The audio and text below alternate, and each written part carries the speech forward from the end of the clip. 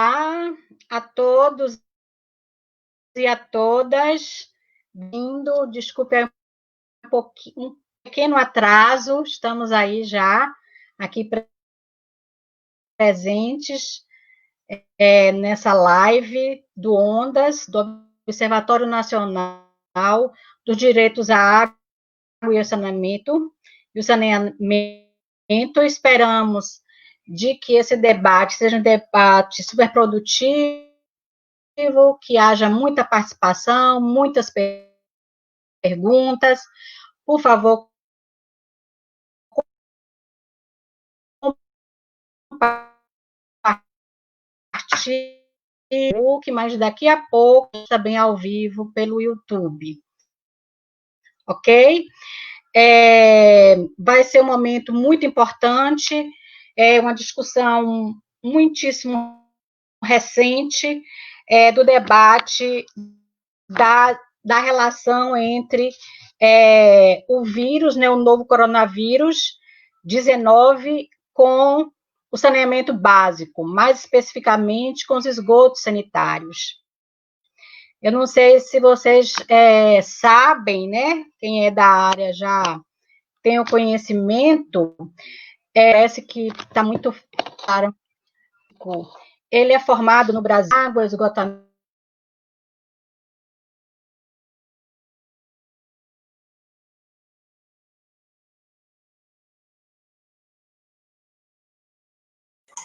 Sua voz desapareceu, Patrícia.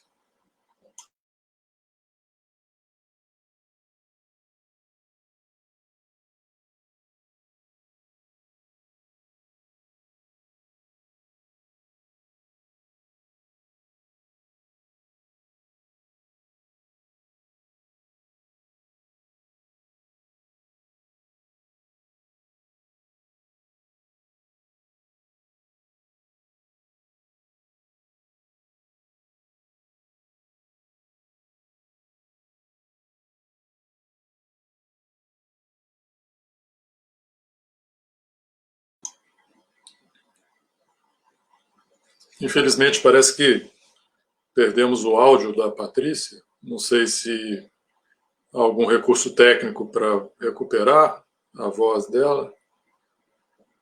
Estamos recebendo uma orientação aqui para ir tocando. Então, não sei se a gente já começaria para não, né, desperdiçar o tempo aí dos ouvintes a tratar do assunto. Realmente. Patrícia, seu microfone está desligado.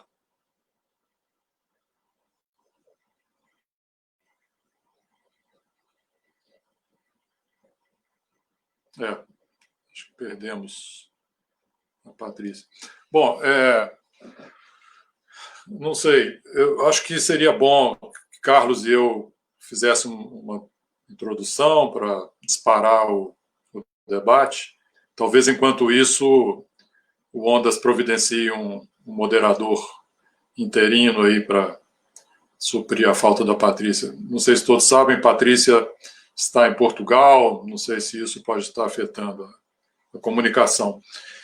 Então, Carlos, se você concordar, eu faço uma breve introdução e depois você... Ok. Bom, esse é um tema bastante candente, um tema muito em aberto ainda, que merece da comunidade do saneamento, em particular dos pesquisadores em saneamento, mais investimento no sentido de esclarecer em que medida uma hipótese sobre a transmissão fecal-oral do vírus, do coronavírus, né, o SARS-CoV-2, na verdade, faz sentido. Né? Com base nessa preocupação, existem diferentes movimentos, né, em torno desse tema. O Carlos está liderando um movimento muito interessante, que ele vai explicar, e eu, pessoalmente, junto com dois outros colegas, o professor César Mota, do DESA, da UFMG, que é um engenheiro sanitarista, que tem trabalhado com microbiologia da água e dos esgotos, e o professor Disseu Greco, da Faculdade de Medicina da UFMG, que é um infectologista, nós três decidimos escrever a respeito, né, e provocar a discussão sobre essa possível hipótese, né, da transmissão fecoral. Então, o que nós fizemos nesse artigo? É um pequeno artigo, uma comunicação curta, como é chamada. Inicialmente, nós procuramos identificar evidências, né, sobre essa possível transmissão. Então, fomos à literatura e, mais ou menos, o que nós fizemos foi percorrer o caminho do vírus, né, desde uma pessoa infectada até uma possível transmissão oral, né?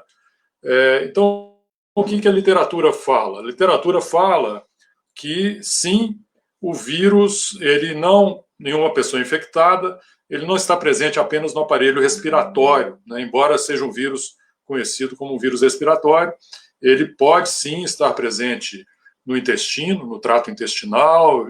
Tem um artigo muito interessante publicado na revista Science, em que o autor fala que o vírus, em uma pessoa com elevadíssima carga viral, pode estar da cabeça até o dedão do pé, né? E já tem autópsias mostrando a presença do vírus no intestino, do vírus vivo, né? 20% dos doentes têm diarreia.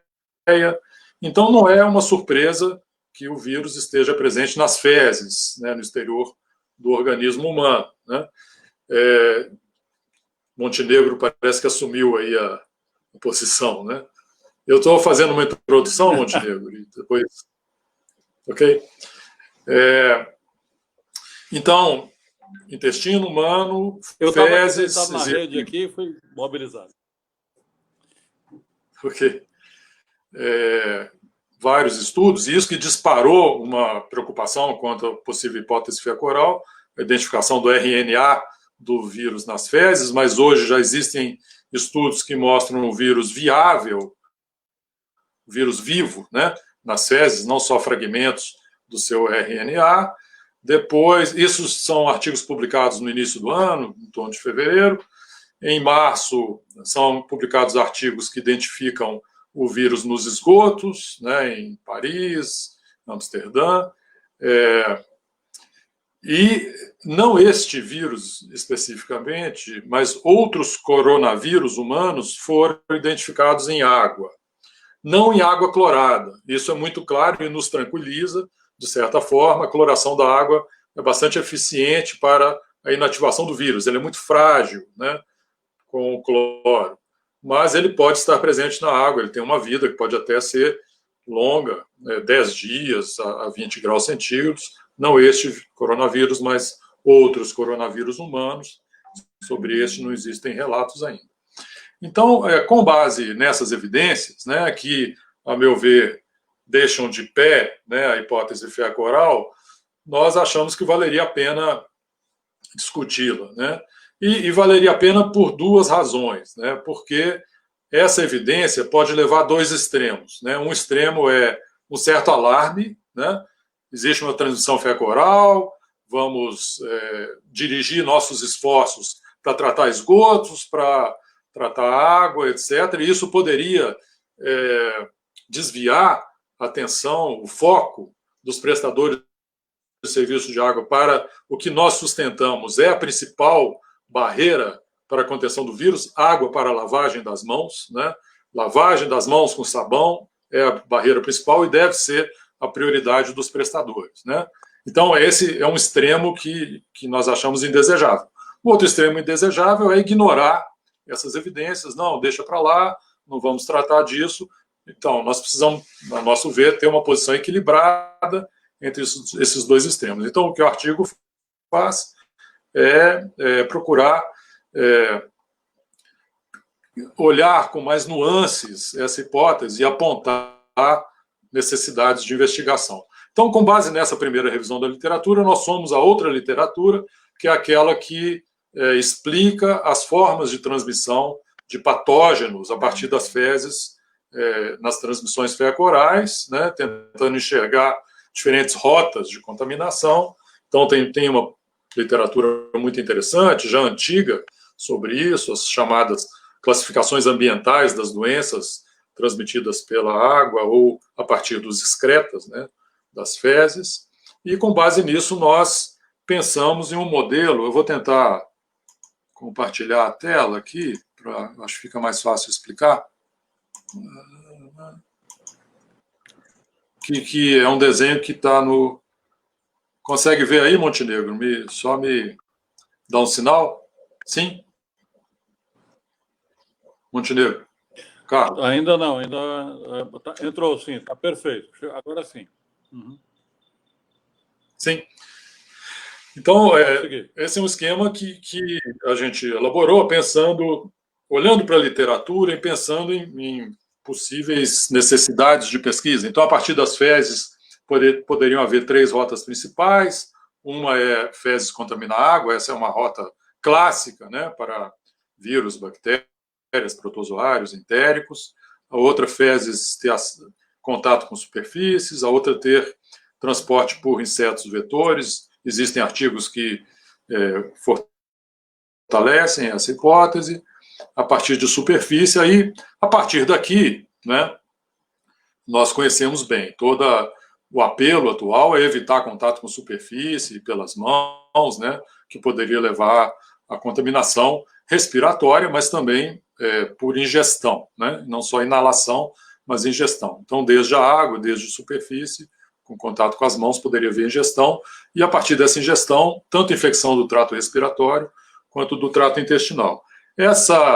Esse modelo, né, nos aponta também, eu passei slide, não sei se estão vendo um segundo slide, possíveis barreiras, né? Então, se nós queremos evitar com que as fezes tenham acesso ao ambiente, tratamento de esgotos, fossas, formas de disposição de esgotos. Se nós queremos evitar insetos vetores, estratégias de controle de vetores. Se queremos evitar com que a água atinja superfície ou a ingestão, tratamento de água, né? Se nós queremos evitar que as mãos tenham contato com a boca, estratégias de higiene, etc. Então, vou parar de compartilhar, para não me alongar mais, essa provocação do artigo, né? Tentar levantar diferentes e possíveis rotas de contaminação que merecem mais investimento em pesquisa para que nós tenhamos uma compreensão mais clara dessa hipótese, né? Nós terminamos o artigo com uma ousadia, dizendo que como há uma falta de acesso a saneamento ao redor do mundo, né, essa hipótese pode ser um motivo a mais para nós fortalecermos a luta pelos direitos humanos à água e ao esgotamento sanitário, né? Bom, eu fico por aí para não monopolizar muito a palavra. Obrigado.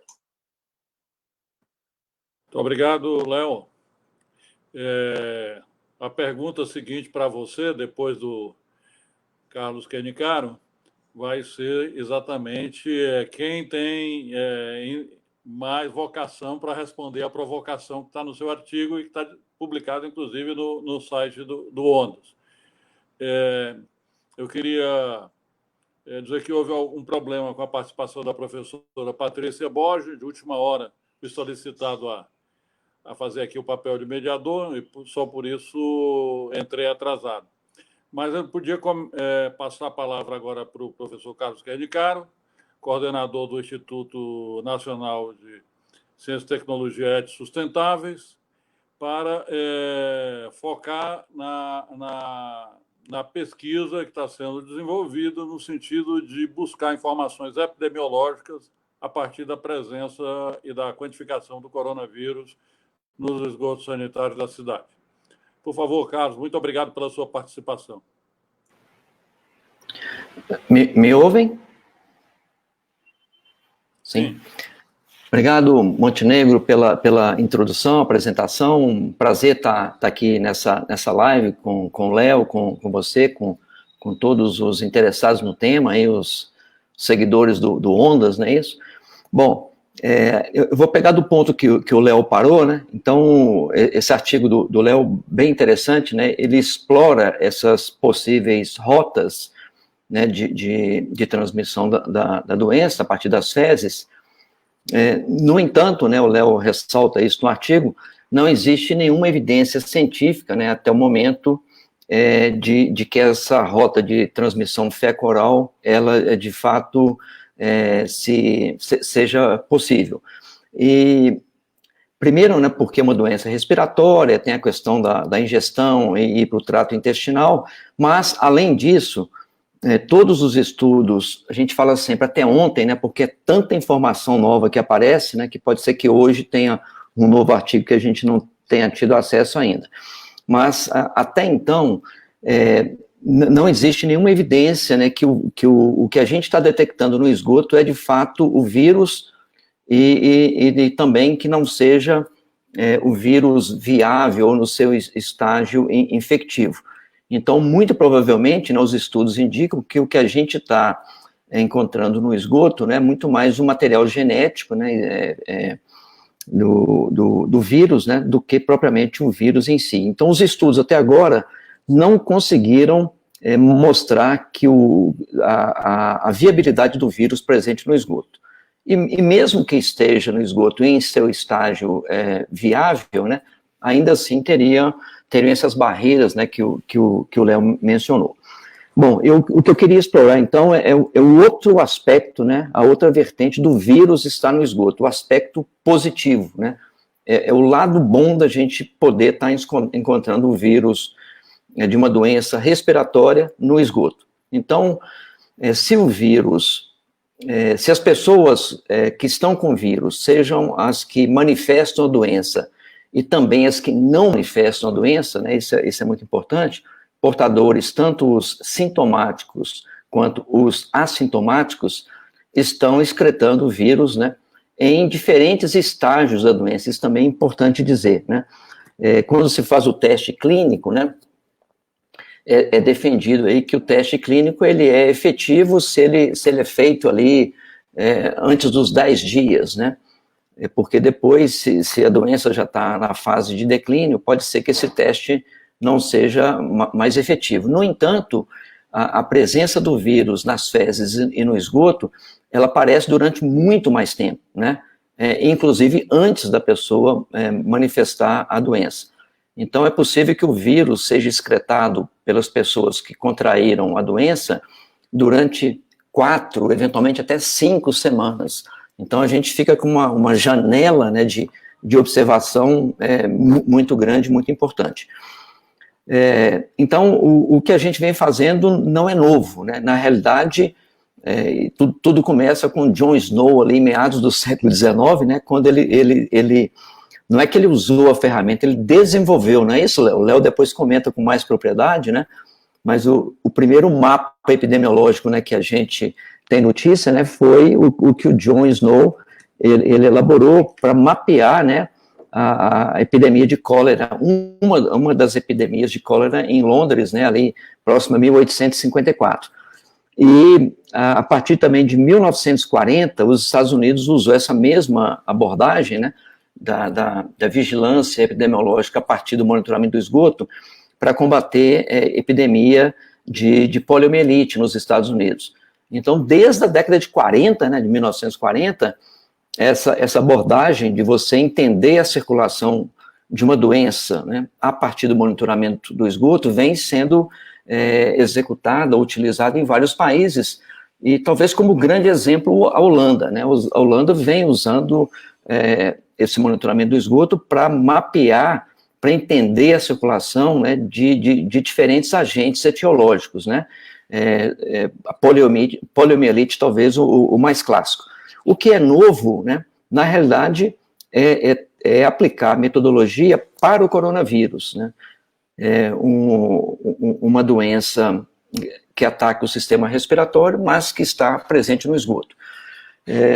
Então, a correlação que a gente fez no webinar que a gente realizou na sexta passada, e que também não é novidade, né, o exame de fezes e de urina, né, ele é utilizado pelos médicos, né, para fazer um diagnóstico clínico de um paciente a partir do que as fezes e a urina mostram, né, ou seja, esses biomarcadores do organismo humano estão presentes nas fezes, na urina, e ele consegue, a partir desses exames, identificar, fazer um diagnóstico do paciente, de um indivíduo. E o que a gente está fazendo se esses mesmos biomarcadores estão no esgoto, e se a gente consegue fazer uma análise do esgoto, a gente consegue, então, fazer um diagnóstico de um conjunto da população que contribui com esgotos para aqueles pontos que você faz o monitoramento. Então, a gente partiu dessa abordagem e fizemos, então, um plano de amostragem, mais do que um plano de amostragem, um plano de monitoramento para boa parte de Belo Horizonte, uma pequena parte de Contagem, que é diferente do que tem sido feito fora do Brasil. Então, fora do Brasil, esses exemplos que o Léo mencionou, né, Holanda, França, Estados Unidos, Austrália, Espanha, Itália, né, praticamente todo mundo está tomando amostras na entrada das estações de tratamento de esgoto. Então, isso para eles funciona, né, porque você tem uma excelente cobertura de esgoto, né, então você, amostrando a ET, você consegue amostrar a cidade de uma forma representativa. E mais, né, como não existem grandes diferenças socioeconômicas, né, você também pode entender a cidade como um todo. E a realidade brasileira é bem diferente, né? Primeiro, que nem todo o esgoto coletado chega às ETs, né? Boa parte dos esgotos não é nem coletado, né? Então ele vai ali para os cursos d'água, para os ribeirões. Então a gente entendeu que para a condição de Belo Horizonte e boa parte do Brasil, seria importante a gente conceber um plano de amostragem que levasse em consideração diferentes estratos da população. Então, a gente selecionou 15 subbacias em Belo Horizonte, mas que pega a parte de Contagem, 8 subbacias representativas de regiões na bacia do Onça, que é uma das grandes subbacias em BH, e mais 7 pontos na outra bacia, que é a bacia do Arrudas, e para cada uma dessas 2 grandes bacias, a gente selecionou regiões com índice de vulnerabilidade maior, né, e ao contrário também, índice de vulnerabilidade menor. Então, com isso, a gente busca entender se o vírus está circulando mais, né, se a carga viral presente no esgoto está mais presente numa região em detrimento de outra, se dá para a gente associar isso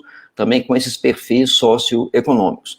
Existem outros pontos que representam regiões hospitalares, outros pontos que representam as 2 grandes estações de tratamento de esgoto, e também outros 2 pontos que representam os próprios ribeirões, Arrudas e Onça, que a gente espera, né, que esses pontos, os resultados das análises desses pontos, nos deem uma indicação daquelas pessoas que não são atendidas por redes coletoras, ou seja, que o esgoto, em vez de ir para a ET, vai direto para os ribeirões. Então, é um plano de monitoramento, eu diria, ousado, né, mas que até o momento tem nos dado informações importantes. A gente já tem os resultados aí de 5 semanas, né, a gente já publicou das 4 primeiras semanas, e possivelmente na sexta-feira dessa semana a gente vai publicar o 3º boletim que reflete aí os dados da 5ª semana, aí a partir do final de abril, né? Então, em linhas gerais, Montenegro, é esse estudo que a gente vem fazendo aqui, e com uma expectativa de contribuir também para pesquisas, mas principalmente, né, para gerar informações que possam auxiliar os tomadores de decisão em ações complementares, né? Obviamente, os testes indiretos feitos a partir do esgoto não substituem os testes clínicos, né? Mas eles têm um potencial de mostrar a população como um todo, né, tanto aquela que manifesta a doença, quanto aquela que também não manifesta a doença. Os estudos publicados até o momento, né, indicam que, por exemplo, nos Estados Unidos, o resultado ali de 150 ETs que vêm sendo monitoradas por uma empresa em associação com universidades, os números de população equivalente infectada que eles detectaram, eles são cerca de 10 vezes maiores do que os números de casos confirmados, né, num país que testa muito, né? Então é possível que no Brasil a gente encontre números maiores ainda. Como é que a gente faz essa conta?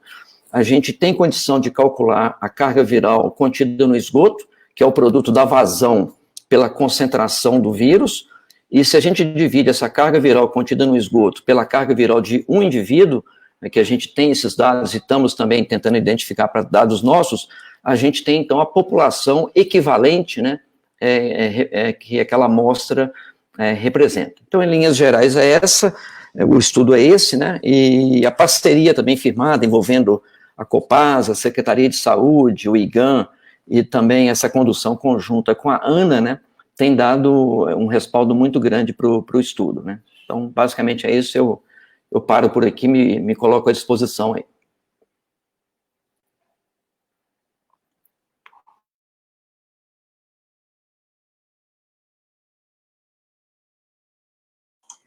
Microfone desligado, Montenegro.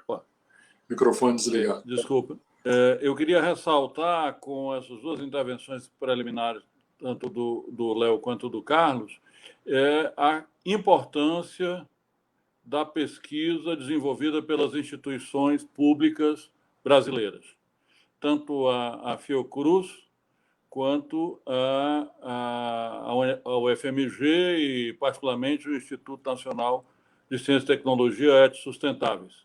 É fundamental que, nesse momento, a gente possa fazer esse registro no momento em que a ciência e o desenvolvimento tecnológico, infelizmente, estão sendo atacados no país por quem deveria estar encarregado de promovê-la e fazê-la desenvolver-se. Eu gostaria, o Carlos comentou da publicação dos resultados, e eu acho que, antes de passar novamente a palavra para o Léo com uma pergunta, eu gostaria de que ele desse a informação de onde é que os dados estão disponíveis, esses que vocês estão publicando semanalmente, Carlos, de modo a que os interessados possam acessá-los. Sim, a gente tem publicado tanto na página do INCT Éticos Sustentáveis, então a gente faz ali a divulgação pelo Instagram, que é Éticos Sustentáveis, né, com 2 S aí no meio, e ele tem se divulgado também na página dos outros parceiros, né, principalmente a ANA. Então a ANA, ela tanto disponibiliza esses boletins, os 2 primeiros foram quinzenais. Nós estamos fazendo um esforço grande para que eles passem a ser semanais, né, para a gente ter dados num período da semana, a semana amostrada, ter dados disponíveis já na semana seguinte, para a gente poder trabalhar também como um alerta, né? Por exemplo, aqui em BH, nessa semana, o prefeito Calil, né, ele começou a flexibilizar o comércio. Então, por exemplo, os dados de monitoramento dessa semana, se a gente tiver o resultado semana que vem, a gente pode ter um indicativo, olha, a flexibilização significou aumento de concentração do vírus no esgoto ou não. Então, a ideia é um pouco essa, né? E acompanhando essas ações de flexibilização. Mas, voltando à sua pergunta, então, eles estão disponibilizados na página do INCT Éticos Sustentáveis, etis-sustentáveis.org, e também na página da ANA, e imagino que GAN, Copasa, e também Secretaria de Saúde passem a disponibilizar nas páginas deles também, tá bom? Tá ótimo. Eu queria levantar duas... Hoje eu já conversei com o Léo pelo telefone sobre assuntos correlatos e gostaria de ouvi-lo falar um pouco sobre a seguinte questão. O problema da acessibilidade à água das populações que moram em situação ilegal do ponto de vista fundiário, não é? E que têm, muitas vezes, dificuldade de acesso à água porque os prestadores de serviços, por uma razão ou por outra, inviabilizam a disponibilização de ligações a essas populações.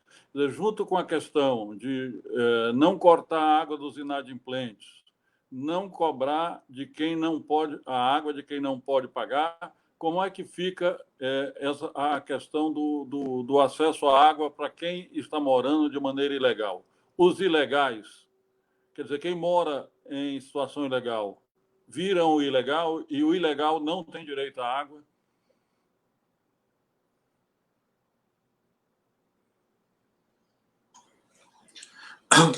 Bom, esse é um tema muito coberto pela área de direitos humanos, né?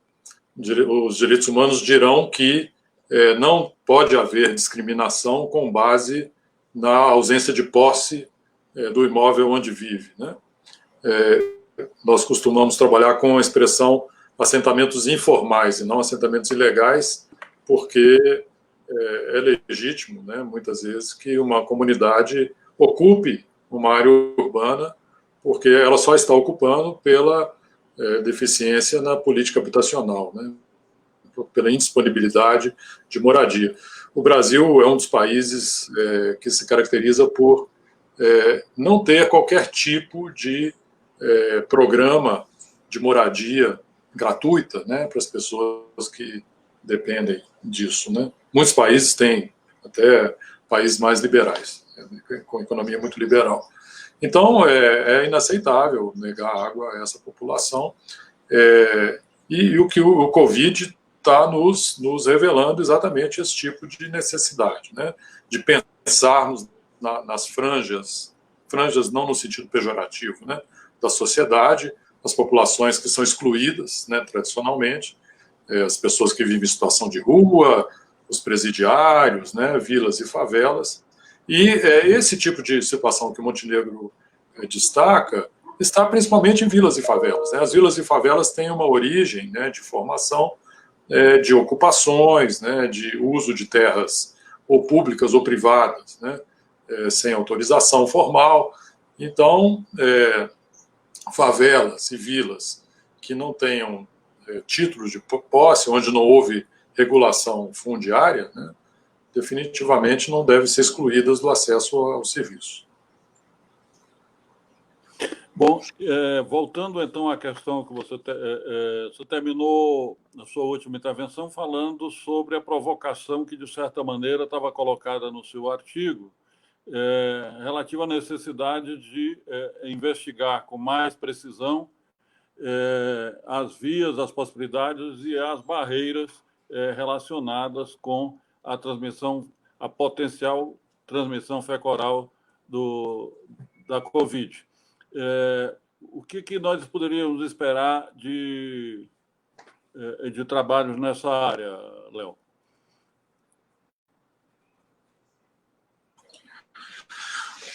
Bom, primeiro, eu acho que, assim, eu sinto que houve uma pequena diferença de opinião entre a minha apresentação e a do Carlos, né? O Carlos me pareceu mais cético em relação a essa via. Eu sou menos cético. Eu, depois de ter escrito esse artigo, discutido muito com César, Ediceu e lido muito, né? Eu penso que é uma via factível, né?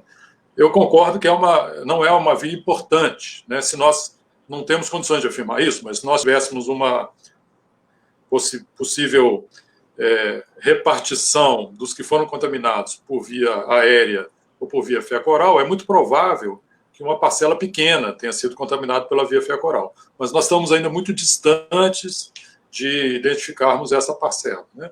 Então, aquele diagrama traz um cardápio importante de perguntas de pesquisa, né? Eu penso que para responder aquelas perguntas, primeiro, são necessárias pesquisas básicas, né? De entender o vírus, o comportamento do vírus, em que situações ele é viável ou não viável, né? Embora o Carlos tenha razão, né? Não existam relatos da presença do vírus viável no esgoto. Eu não sei se isso é porque não foi encontrado ou porque não tem pesquisa suficiente, mas o vírus está viável nas fezes, ele está viável em várias superfícies, né? Tem muitos trabalhos que mostram que ele pode viver horas ou até mesmo dias, né, em plástico, papelão, ferro, né, em várias superfícies, até na água, não esse coronavírus como outros. Então, pesquisa básica é necessária, pesquisa epidemiológica é necessária para entender esses nexos de transmissão, pesquisa ambiental, como essa que o INCT está liderando, né, de identificar a presença do vírus em vários compartimentos ambientais, é necessária. Então, é um conjunto de esforços, né, que vai elucidar. Infelizmente, acho que não há tempo de ajudarmos a contenção da epidemia, né? Esses esclarecimentos levarão tempo para serem elucidados, mas serão importantes, porque essa não será, infelizmente, a última epidemia viral que nós enfrentaremos, né? Virão outras. Então, nós precisamos compreender isso com mais profundidade.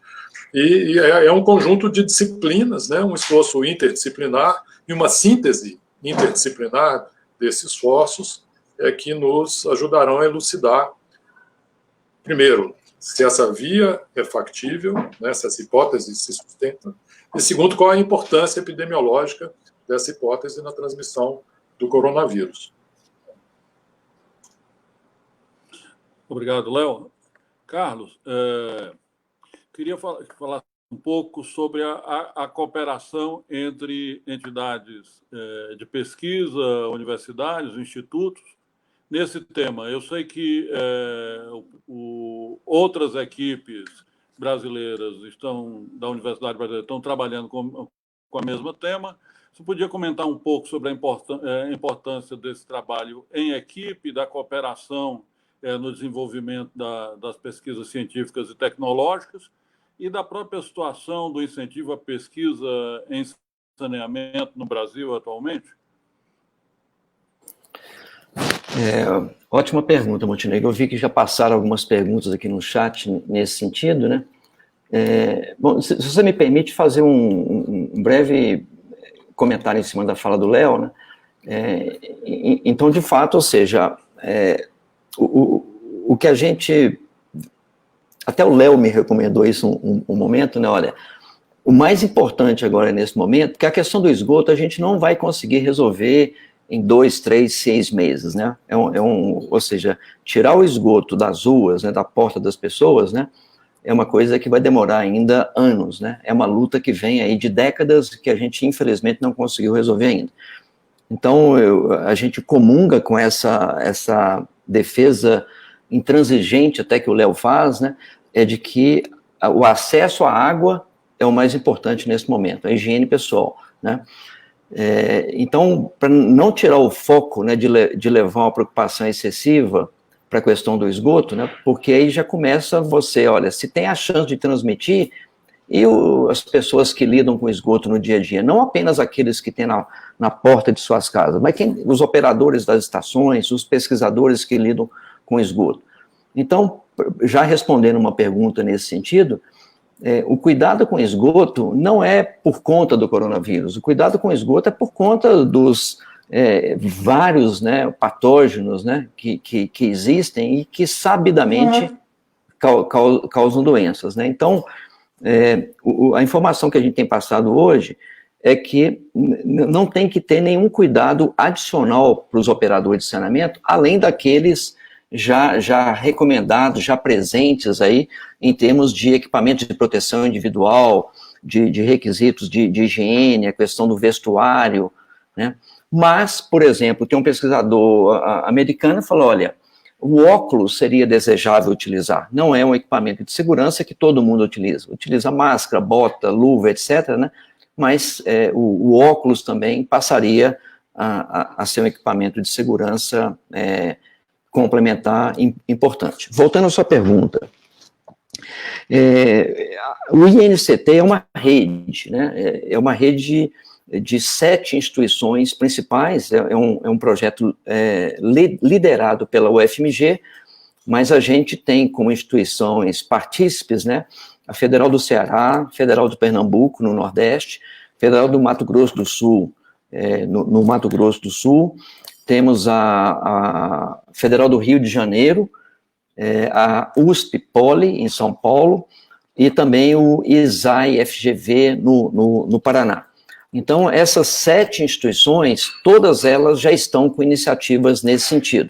Algumas já praticamente indo para campo, né, algumas um pouco mais adiantadas, mas outras com um planejamento muito forte de replicar esse projeto piloto que a gente está fazendo em Minas, né, para outras cidades, outros estados do Brasil. A gente tem tido muitas perguntas, muita demanda, e a gente, na medida do possível, tem buscado apoiar a todas as instituições que nos procuram. Um primeiro documento que eu acho assim, importante que a gente produziu nesse sentido é uma nota técnica que é uma contribuição para a elaboração de planos de monitoramento do novo coronavírus em esgoto. É uma espécie de diretrizes, né, com base na experiência recente nossa, do aprendizado nosso aqui, a gente traz lá vários elementos que auxiliam quem quiser desenvolver esses planos de monitoramento, já estão lá. Também estão divulgados na página do INCT e também da ANA. E sim, tem havido um interesse grande em Montenegro, tanto em Minas quanto fora de Minas Gerais, né, várias universidades, empresas de saneamento, né, estão interessadas em replicar.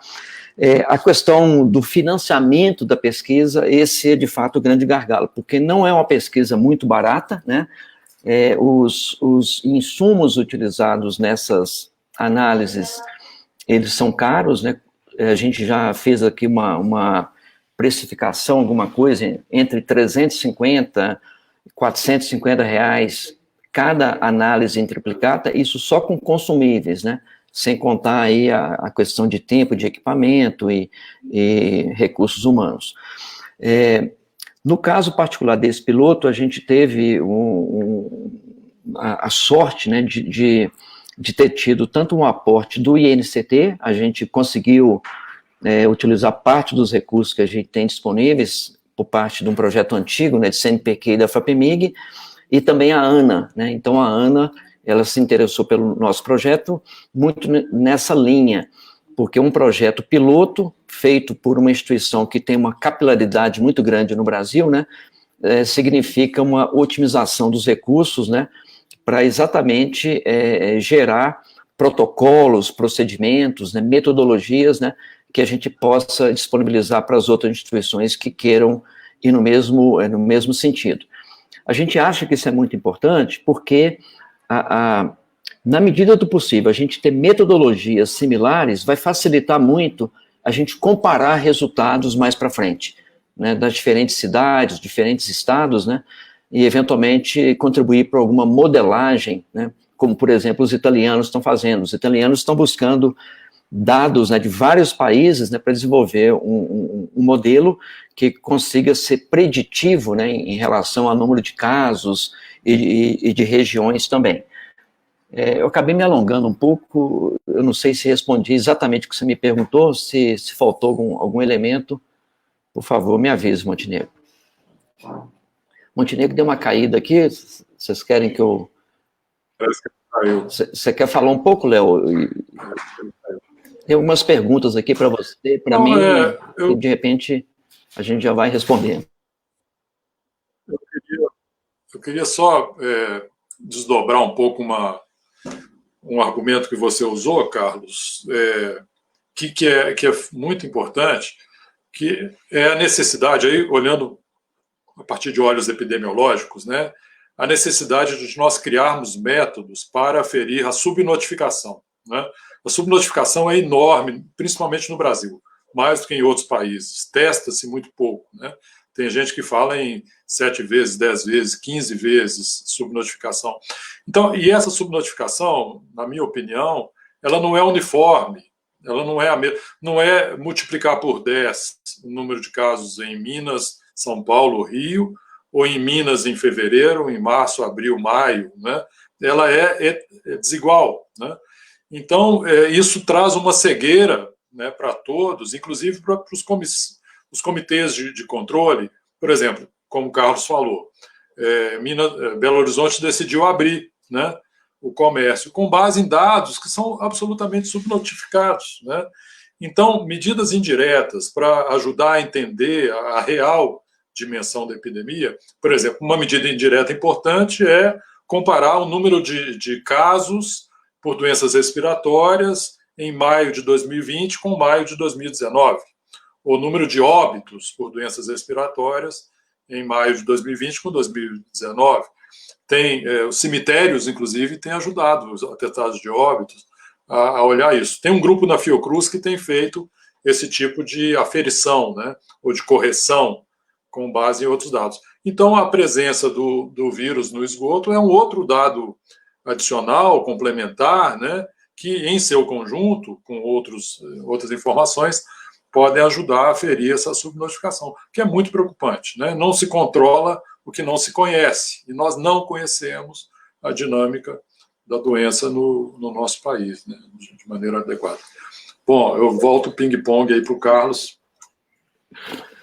Obrigado pela complementação, Léo. É bom que você pegou esse ponto, né? Eu mencionei muito rapidamente, você conseguiu aprofundar e detalhar mais, exatamente, né? Então, essa talvez seja uma das grandes contribuições desse estudo epidemiológico, né? Tanto para entender mais a questão das subnotificações e de forma regionalizada, né? Que você falou. Então, a gente vai conseguir ter isso, porque a gente está pegando diferentes estratos aqui da população, que representam bairros localizados em regiões com índice de vulnerabilidade mais elevada por conta da saúde, principalmente é o índice que a gente pegou. Estou pegando algumas perguntas aqui no chat, infelizmente eu vou pegar do último para a primeira, porque eu não sei, eu teria que voltar lá, mas primeiro tem aqui o Everaldo Neto, né? A contaminação pelas rotas do efluentes não seria mais factível aos profissionais de saneamento, principalmente nas ETs que contam com sistemas aerados? Pois é, um pouco isso, né? O sistema, por exemplo, de luz ativados, né, onde você tem ali a produção dos aerossóis, né, gotículas de esgoto, né? Então, se de fato essa rota, né, de contaminação fecal-oral, ela se confirmar mais à frente, tem vários grupos fazendo estudos, né, Léo? E nenhum deles até agora conseguiu confirmar essa rota. Mas vamos supor que ela de fato seja. Então, por precaução, é isso, né? Quem trabalha em sistemas aerados, né, que tenha cuidados adicionais, né? Por exemplo, a questão da máscara, do óculos, né, por exemplo, de proteção, né, passam a ser equipamentos individuais adicionais, né, que deveriam ser utilizados. Mas eu acho que eu estou um pouco com receio, Léo, né, da gente novamente voltar com aquela discussão que a gente teve lá no início de abril, né? Na minha opinião, o foco deveria ser aquele que você defendeu e continua defendendo, né? A gente não afastar da água, né? A água é, de fato, a medida de saneamento mais importante para contribuir. A questão do esgoto é manter os mesmos cuidados que a gente já sabe há muito tempo, né? Não só pelo coronavírus, que é um risco potencial, mas pelo risco real, né, das outras doenças de veiculação hídrica, né, transmitidas a partir do esgoto, e que a lista é enorme, né? Mas eu acho que a gente não deve colocar aqui uma questão de alarde, né, porque nesse momento isso não é bom, é ter o cuidado que sempre foi necessário com o esgoto, e no meu caso particular, a gente está usando, no nosso caso, particular, a gente está usando esse potencial, né, de explorar outras informações a partir do vírus no esgoto, muito embora colegas da UFMG estejam, como vários grupos no mundo, né, interessados em fazer o cultivo do vírus, né, para verificar se essa rota, ou se a viabilidade do vírus existe, né, e se essa rota, de fato, ela se confirma. São vários grupos no mundo inteiro, né, querendo verificar se, de fato, esse risco é real, né. Até ontem, né, não tinha ainda uma evidência científica, então temos que manter os cuidados, mas sem alarde, né? Eu acho que essa é a mensagem principal. Montenegro. Bom, eu estive fora eu acompanhei, mas de fora, e voltando agora, desculpe pela ausência, caiu aqui a minha rede um pouco, e eu queria voltar a palavra para o Léo, exatamente para que ele fale um pouco das pesquisas que estão sendo desenvolvidas na Fiocruz a partir dessa nova realidade da pandemia, em particular em relação à questão do saneamento de saúde no momento atual, e qual a relação que nós podemos ter dessas pesquisas com as propostas de políticas públicas emergenciais.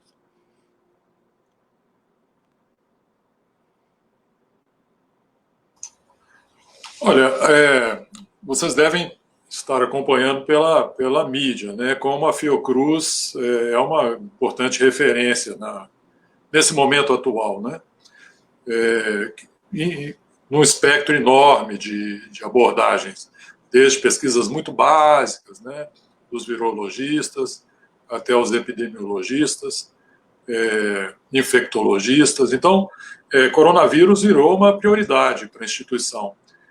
Inclusive uma liderança que a Fiocruz tem exercido no sentido de pautar políticas públicas, né? A presidente da Fiocruz é muito presente, ela tem, inclusive, uma formação em ciências sociais, né?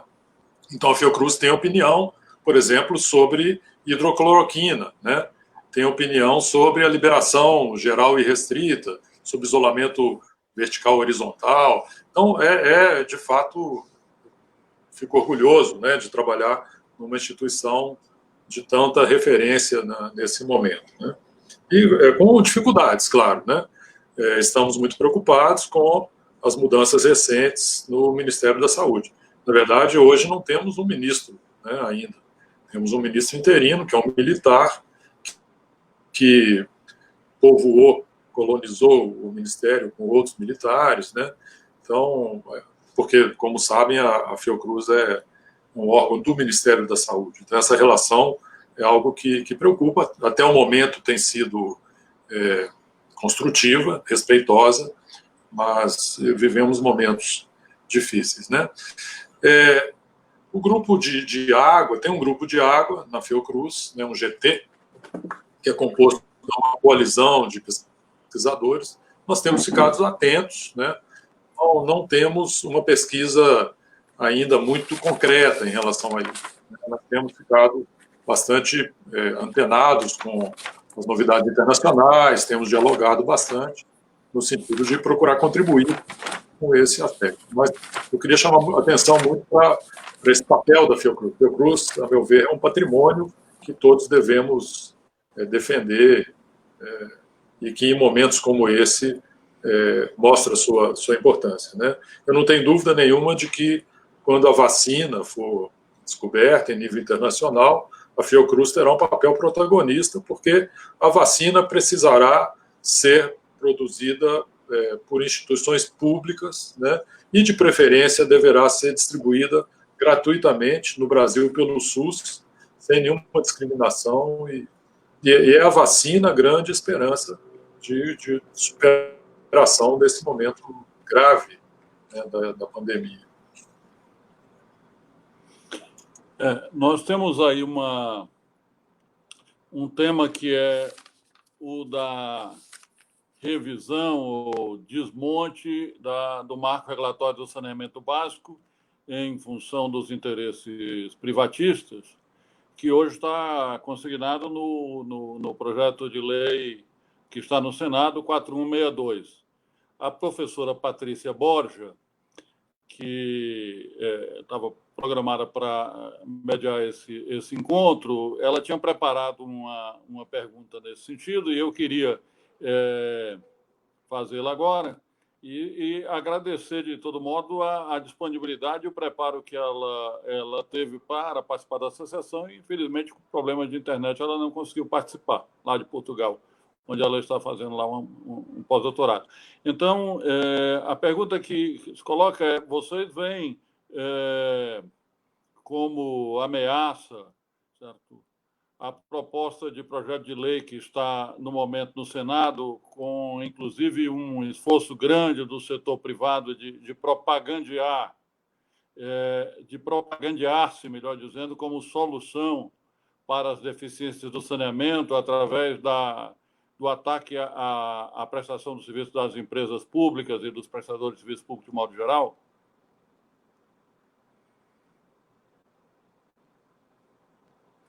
Não, seguramente a pergunta é para os dois e pode...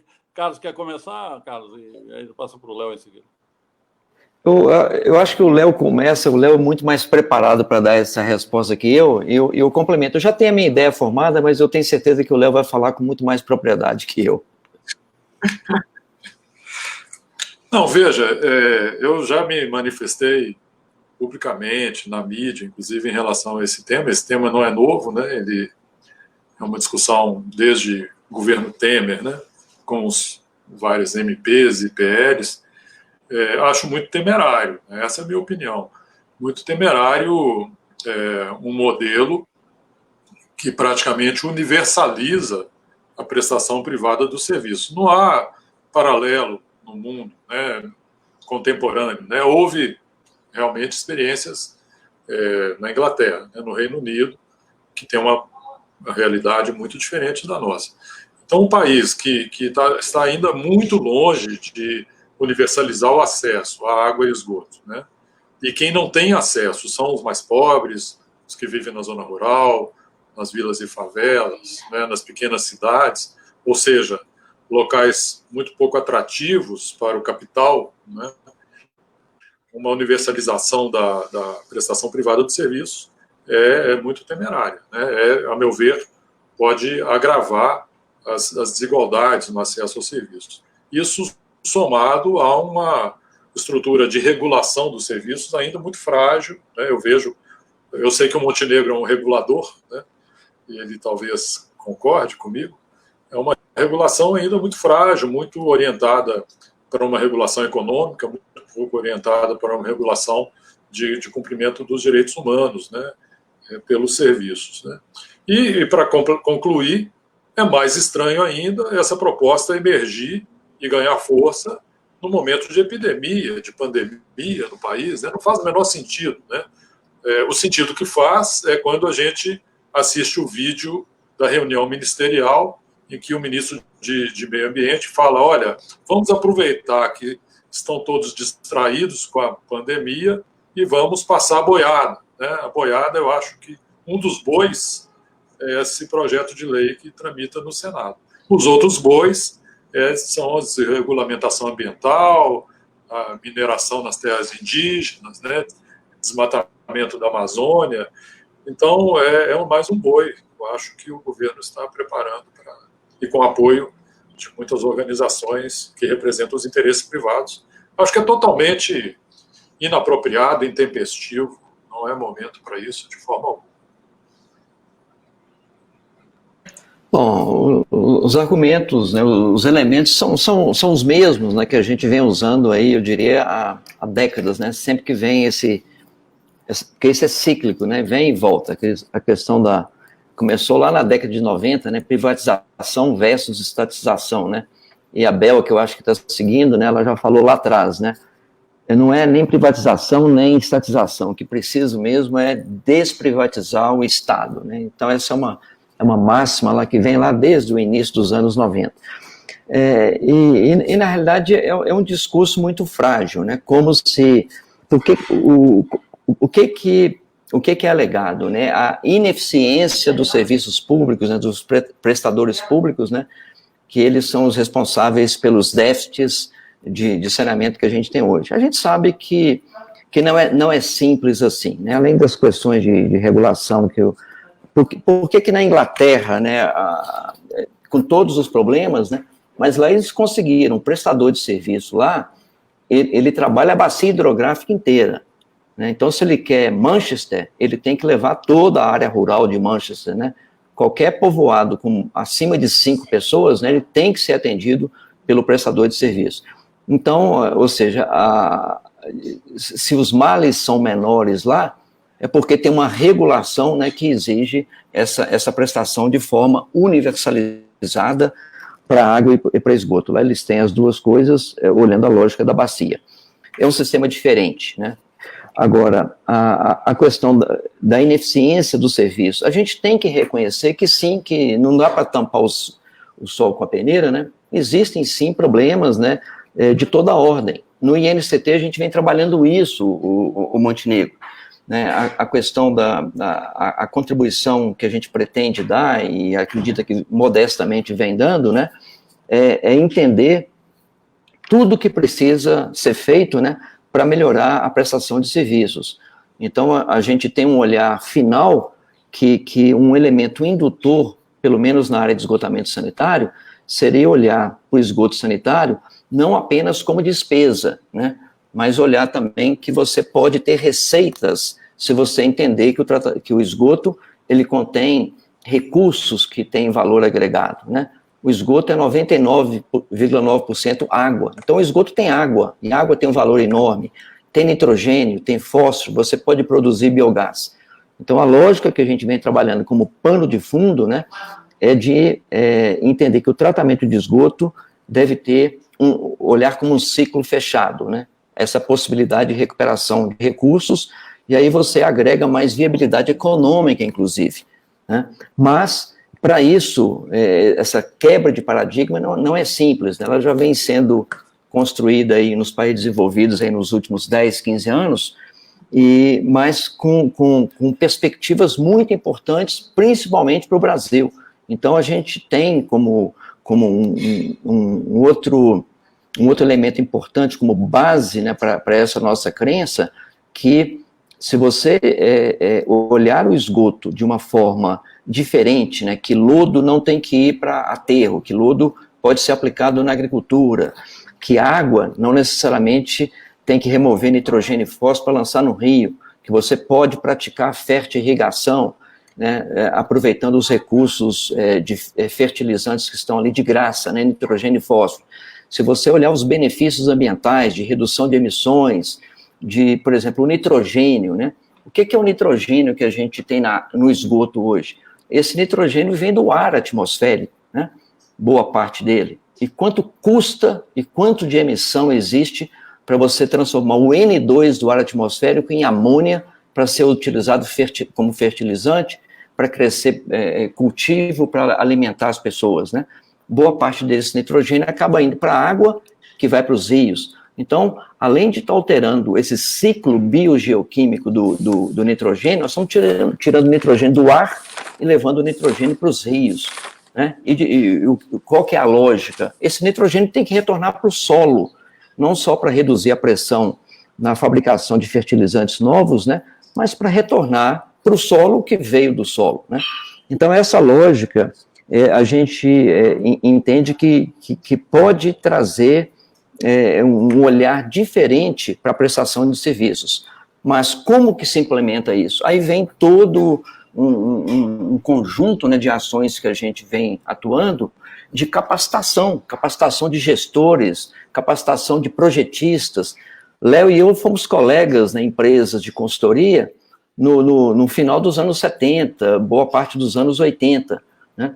Então, se a gente olha o que é a capacitação de projeto hoje, houve um hiato muito grande, perdeu-se muito, né, de capacidade de projeto, tanto nas empresas de saneamento, quanto nas empresas de consultoria.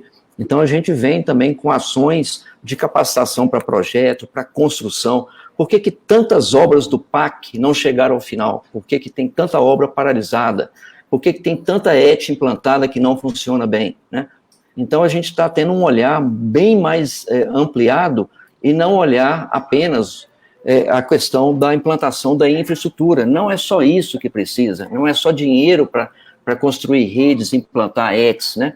Tem toda uma cadeia, né, que precisa ser recapacitada, eu diria, né?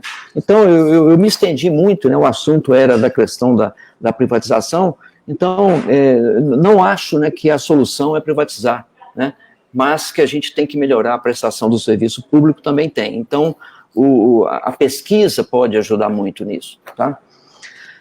Bom, me aluguei... Carlos, eu queria... tem aqui uma solicitação para que... Tem uma solicitação aqui para que você fale um pouco sobre se foi estabelecida alguma relação entre pH e carga viral, se o pH do esgoto altera a carga viral, e se vocês já estabeleceram alguma correlação entre esses dois aspectos. Em seguida, eu passo para o Léo Heller. Tá, essa pergunta... A gente está chegando no final dessa live, portanto, depois que fizer essa colocação, por favor, faça as considerações finais e eu passo para o Léo em seguida. Tá. Bom, então me cortem, Montenegro, que esses assuntos acabam abrindo, né, um outro campo.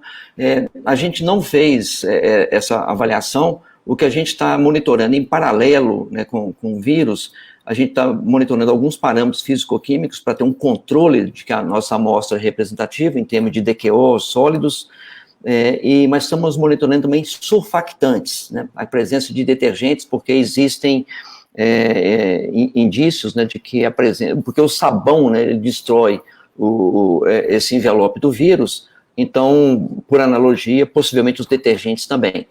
Então, pH não, a gente faz uma análise de pH em laboratório, que é por questão da metodologia. O pH normal do corpo humano, do aparelho digestivo, né? Então, se esse vírus está crescendo ali, se ele está sendo excretado pelas fezes, né? Muito possivelmente uma indicação que ele sobrevive bem a esse pH do meio intestinal. Mas, resumidamente, não estamos fazendo essa análise, estamos fazendo outras, né, que a gente entende que para a condição brasileira talvez tenha uma relevância maior. Eu vou concluir, então, minhas considerações finais, Montenegro. Eu pensei algumas perguntas que a gente acabou não respondendo, mas, respondendo uma pergunta, eu faço minhas considerações finais. Uma pergunta que pergunta assim, que menciona, é possível identificar áreas de maior risco, incidência do Covid-19 através desse monitoramento? Sim, né? Então, exatamente essa minha palavra final. Eu entendo que esses estudos, né, de monitoramento, utilizar o monitoramento do esgoto como uma ferramenta de vigilância epidemiológica, eu acho que é uma lição. A gente estava dando pouca atenção para isso no Brasil, né? E eu acho que estudos dessa natureza são importantes exatamente pela quantidade de informações que esses estudos fornecem, de entender a circulação do vírus de forma regionalizada, regiões que têm mais risco de transmissão, mais casos subnotificados, né? Então, eu concluo, né, dizendo da importância da gente fortalecer pesquisas, criar uma rede. Eu até propus isso para a ANA e para o Ministério de Ciência e Tecnologia, de criar laboratórios regionalizados, de criar uma rede, né, de implementação de metodologias de vigilância epidemiológica a partir do esgoto, de forma regionalizada no Brasil, de forma permanente, que foi uma coisa que eu acho que o Léo mencionou no início, né, que isso não seja só nesse momento, né, a vigilância epidemiológica a partir do esgoto deve ser uma ferramenta a ser exercitada de forma contínua, né, como uma medida auxiliar de melhoria da saúde pública. E agradeço muito o convite, um prazer enorme ter estado com vocês aqui. Obrigado, Montenegro. Ok, obrigado a você, Carlos. E agradeço e registro a satisfação de ter aqui o trabalho do INCT Éticos Sustentáveis sendo discutido no âmbito do Ondas.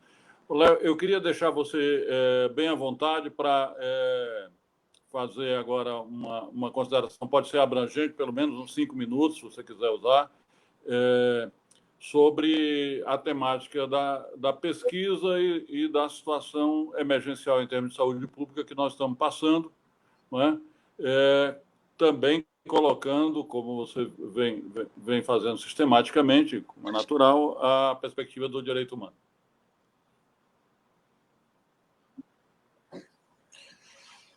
Obrigado, Montenegro. Bom, primeiro eu queria reconhecer aí a importância que o Ondas tem tido, né, em promover.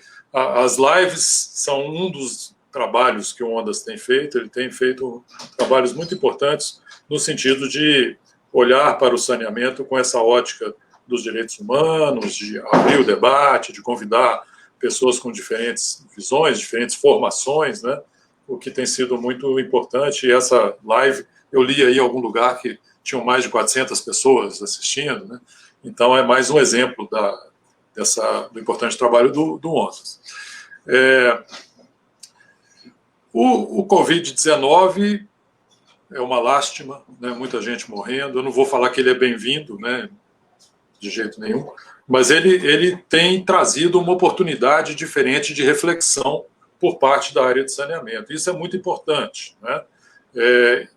A área de saneamento também, além de outras áreas, né, tem mostrado a importância do Estado, né, na contenção de uma epidemia como essa. Se o Estado não está muito presente no sentido de garantir o acesso à água a todos, né, para promover a barreira mais fundamental, mais primária de contenção da epidemia, que é a higiene, a lavagem das mãos, né, a epidemia poderia estar muito mais expandida, muito pior, né? Os famosos 10 pontos que o Ondas tem divulgado, eu tive o privilégio de participar desse debate, mostra muito claramente isso, né? O momento é de fortalecer o prestador, de que o prestador tenha um olhar para exatamente as populações que vivem em situação mais vulnerabilizada em termos de risco de contágio, né, que são aquelas que vivem em vilas e favelas muito aglomeradas, com acesso muito precário à água, as pessoas que estão em situação de rua, as pessoas que estão em presídios, em hospitais, em postos de saúde públicos, elas precisam ter água. Água como prioridade, sem nenhum tipo de barreira ao acesso. Não pode haver barreira econômica, barreira como o Montenegro provocou, relacionada à posse da terra, barreira porque é indígena, barreira porque vive na zona rural. A água é prioridade num momento como esse, né? E são lições que a pandemia tem trazido e que o setor de saneamento precisa incorporar para enfrentar a situação de normalidade, mas também situação de outras transformações, de outras mudanças, né? Essa é outra lição que a pandemia traz. Haverá um novo normal. Esse novo normal é um normal de muitas situações de contingências e emergências, né? Tanto contingências e emergências sanitárias, como é que nós estamos vivendo, quanto climáticas, né? Sociais, políticas. Então, nós temos que nos preparar para essas situações de modificações inesperadas do quadro no qual nós vivemos, né? O Brasil já passou muitas situações como essas. Eu me lembro da chamada crise do abastecimento de água em São Paulo em 2014, 2015, nitidamente uma crise que combinou um lado ambiental com um lado de gestão, né? Essa crise poderia não ter ocorrido se tivesse havido prevenção, né, por parte da prestadora de serviço. Agora, a crise sanitária é muito aguda, né, que tem nos provocado, nos instigado a pensar de forma diferente. Não se sabe qual será a crise de 2021, 2022, 2023. Ou seja, o novo normal é um normal de mudanças, de contingências, né? E o setor de saneamento tem que se preparar para isso. Então, a meu ver, é prioritário, e essa é uma lição que o Covid nos traz, né? A universalização dos serviços. E a universalização é o fim, né? O objetivo, o final do processo, né? O processo, para se chegar a essa universalização, precisa ser de colocar como prioridade as populações que vivem em situação mais vulnerável. Elas que sofrem mais por todas essas contingências pelas quais passamos. Se nós olharmos para São Paulo, 2014, 2015, nós vamos ver que foram as populações da periferia, os pobres, que sofreram mais. Se nós olharmos para a pandemia, quem mais adoece, quem mais morre, são as populações mais pobres. A falta de acesso à água pode ser uma das explicações, né, ao lado de várias outras, para esse drama que essas populações vivem. Então, é isso. Água para lavar as mãos é prioridade. A hipótese feco-oral precisa ficar no ar, né? Acho que é um tema que os pesquisadores precisam trabalhar, né? Não, eu concordo com o Carlos, não acho que isso deva alterar radicalmente a prática dos prestadores nesse momento, até que haja uma comprovação mais definitiva, mas olhar para essas populações que vivem em situação de vulnerabilidade é a prioridade. Como o Ondas assinala, não cortar a água das pessoas porque não podem pagar, reconectar aqueles que foram cortados, colocar água nos presídios, para as populações em situação de rua, para as vilas e favelas. É todo esse conjunto que a epidemia nos provoca, nos convoca, na verdade, a implementar. É isso, obrigado pelo convite e pela oportunidade dessa. A Laura Bueno, lá de Campinas, nos lembra da importância que essa pesquisa da presença do vírus no esgoto pode ter para argumentar sobre a necessidade de continuidade das políticas e das ações emergenciais de abastecimento de água, em particular das populações vulneráveis, enquanto nós tivermos o vírus circulando, né? É fundamental porque isso pode ser também uma bandeira de alerta, né? E então nós estamos nos aproximando do final.